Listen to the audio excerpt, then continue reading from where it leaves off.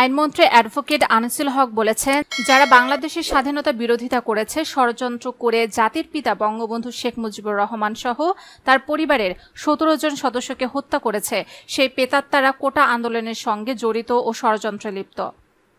শুক্রবার সকালে তার নির্বাচনী এলাকা ব্রাহ্মণবাড়িয়া আখাউড়া রেলওয়ে স্টেশনে সাংবাদিকদের প্রশ্নের জবাবে এসব কথা বলেন তিনি। মন্ত্রী বলেন, আমার বিশ্বাস নতুন প্রজন্মের ছাত্রছাত্রীরা কোটার ব্যাপারে তাদের বক্তব্য পেশ করেছেন এবং সর্বোচ্চ আদালত যে রায় দিয়েছে সে আদেশ তারা মেনে অবশ্যই তারা ঘরে ফিরে যাবেন।